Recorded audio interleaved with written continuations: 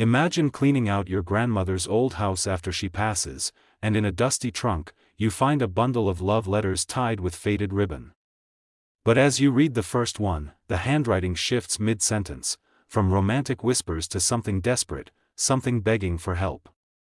What if those letters weren't just a forgotten romance? What if they were a confession from beyond the grave? Meet Emily, a 32-year-old teacher from a quiet suburb, piecing together her life after a messy divorce.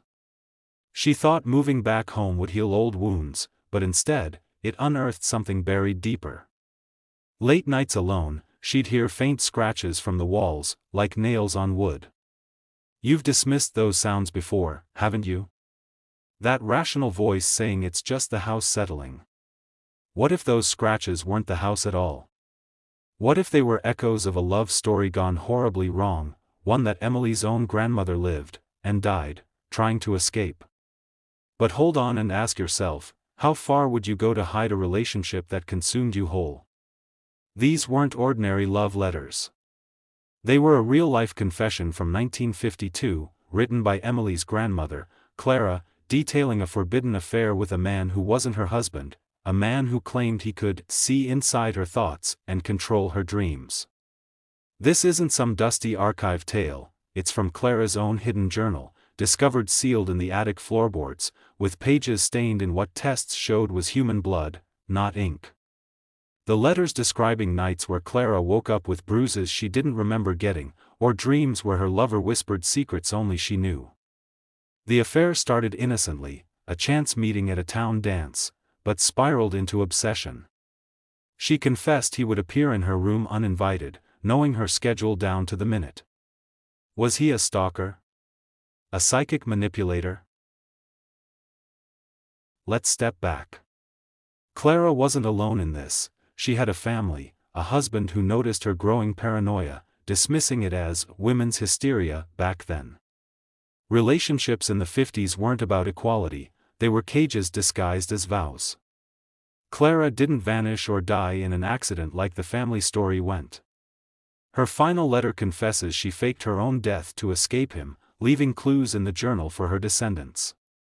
Emily, reading it aloud one stormy night, heard the same scratches, and found fresh fingerprints on the pages that matched prints from her ex-husband's old belongings. Halfway through the stack, a mid-story bombshell: Clara's lover wasn't a stranger, he was her husband's twin brother, long thought dead in the war, returned with a fractured mind from trauma, blending brotherly love with possessive horror. Experts say such obsessions stem from dissociative identity, where love becomes a prison of the mind, echoing in families across generations.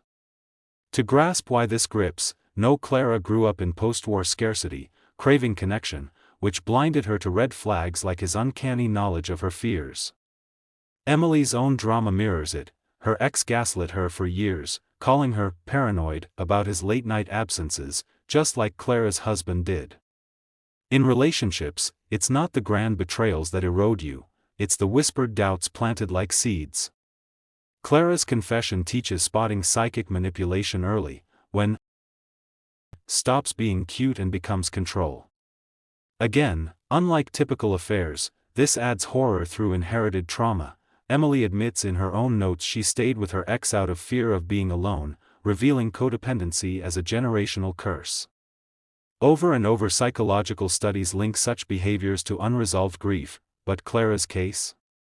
Her lover claimed spirits guided him to protect her soul, horror seeping in, making you question if it was madness or something supernatural pulling strings.